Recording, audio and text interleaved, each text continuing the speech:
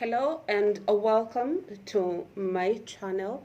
My name is Raquel Maina Onyando, and today we shall be looking at 5 questions you need to ask your to-be spouse before things get very serious. Let me begin by saying congratulations.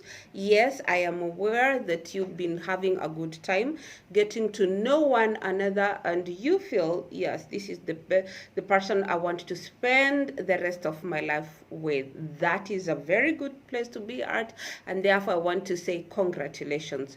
However, before we settle down and say here we are ready to go, now I have 5 questions I want to bring into your awareness of things you need to discuss or maybe even ask one another before you take the next step. So I'm going to call this 5 questions you should ask your spouse to be about money before you say yes. All right. So question number 1.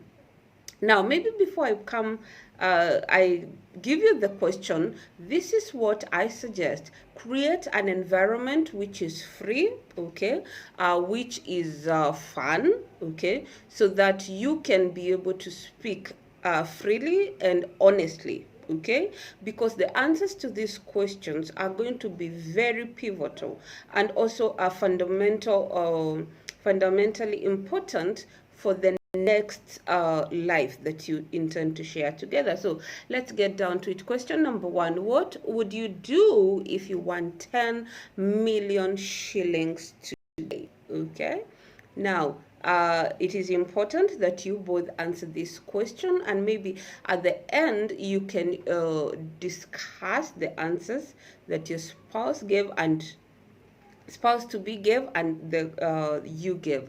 Okay, I also want to say this, these questions can be taken by people who are already in a relationship and they want to improve their money matters. All right, so question 1: what would you do if you inherited or won $10,000 today? Now the answers to these questions will guide or help you understand the money personality of your partner. Okay, in my previous video, please check my previous video where I talked about money personalities. I broke them broadly into 4 categories. You check from that video, and once you get these answers, it will help you understand the money personality. Why is that important? That is very important because if you are on extreme sides in terms of personalities, there's likely to be conflict, and more so if you do not understand or establish that you are different when it comes to your money personalities. However, if you already are aware of this, you are able to mitigate and curb conflicts that would arise out of that. All right, the next question you need to ask is about debt. All right, question here is, how do you feel about debt? All right, and keenly listen to the answers that your partner gives. Okay, some people are averse to debt. They do not want to engage in debt. To them, debt is evil. You should try as much as possible not to be in debt. All right, and some people believe credit, okay, is important for growth. Okay, and they do not see how you can build a multi-million business, and especially in real estate, without incurring some credit, some form of debt. So if you are extremist and you did not do this talk early in life, there is likely to be resentment because you are looking at it from different points of view. But if you understand each other and possibly even get to understand why is one spouse so against debt, okay, maybe they had a bad experience about debt, you will be able to walk this journey together where you get to see the good side, okay, of debt, and also be able to curb so that you don't go too far into debt. This is a very good conversation to have. However, don't just talk about what do you feel about debt. Ask each other, do you have debt? How much? Okay, how much do you owe? Is it Is it educational debt? Is it consumer debt that you have? Remember, here we are not judging. We are just doing analysis to understand who they are as far as money is concerned. And thirdly, ask them, then now that you are in this debt, how do you plan to pay off this debt? Okay? Because it would be very sad to get into a relationship with someone and then realize they thought you were going to be their ticket out of debt. This has happened in relationships. You're not going to bury our heads. We know this is happening and this has happened. But if you had taken care of this earlier, okay, and placed it out there on the table, this is how much I owe, this is how I am planning to pay it, or I've not made any plan to start paying this, and you speak it honestly, okay, you're likely to come up with ways to even clear that debt that will not be so negative on both of you. All right, that is a very good talk to have. Number 3, ask this question: how important is savings to you? All right, now I know of a client that I had a discussion with, and he could not bring himself to understand why people save. And he had this mind that saving is just a delayed consuming. Okay, so they thought you're just delaying what you'll still consume. All right, but it's until we went deeper to understand why they were averse to saving, is because they had gotten into these schemes which they said were about savings, and they lost a lot of money. So to them, why delay it? Why risk it? Well, you could just use it today and be happy. Okay, so imagine if that is the kind of a spouse you have who has issues with savings, and so they are all about today, and yet on the other side you are a saver. In terms of personality, you're a saver, a person who will never use unless they have to, and they believe in saving and saving and saving. These are extreme sides. Can you imagine the kind of conflict you would have, okay, later in life, when one uses everything and the other one wants to hold everything? All right, and again, when you're talking about savings, don't end at savings.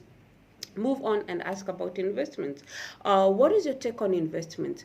Do you invest? Where have you invested? Now, this is a very good question for both of you to answer truthfully, because what you'll be establishing is what type of an investor your spouse to be is. And if you have not seen this, it's good you look at a video I did on what type of an investor you are, where I talked about the aggressive and the conservative, okay? And it is important to understand what type you are, what type of an investor your spouse to be is, okay, so that you can be able to work with the strengths of each of them.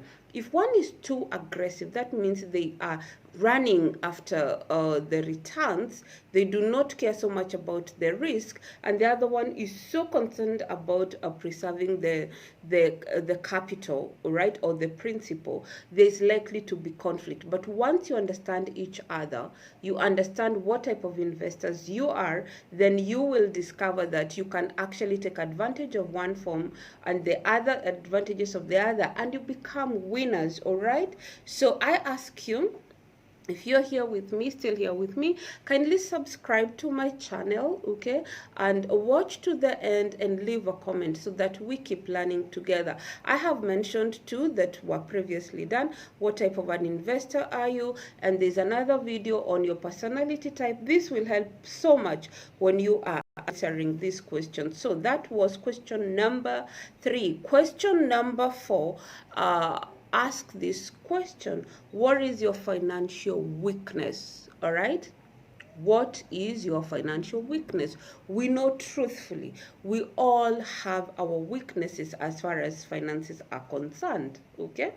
And sometimes I hear people just throwing these weaknesses out there. You know, money, it's like money burns holes in my pocket. You know, I don't seem to be able to hold money. I make money so easily, but I spend it so fast, you know, and or I hardly seem to have any money, or I'm comfortable when I don't have any money and me cannot be in the same room in the same time. You know, let it be an environment where a person can speak freely about their weaknesses without them feeling judged. Now, this will help you where you know your partner's weakness and they know your weakness. They will help you to bring in your strength.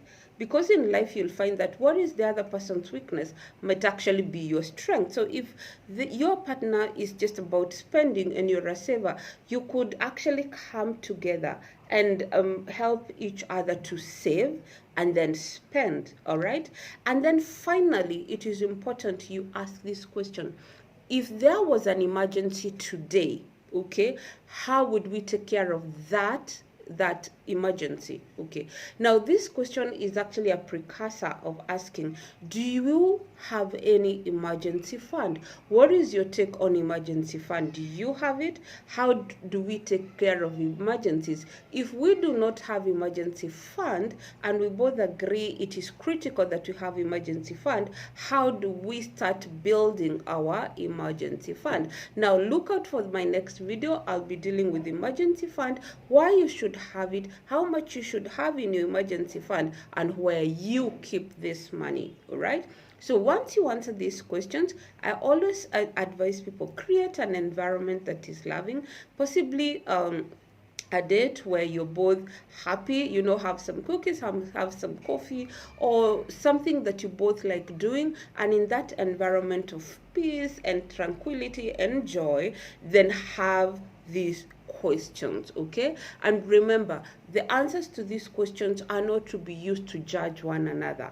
The answers to these questions are to be used to understand one another, to guide and help one another, okay, and even to be vulnerable to one another, so that you can both build a strong relationship. Remember, it has been established as a fact that the number one cause of divorce today is conflict where money is concerned, and the only way to mitigate this is to openly discuss about money, create an environment where speaking about money is as easy as talking about the next meal or the next flowers or the next vacation. My name is Raquel Maina Onyando, and this is Thrive Hub. I am your wellness coach.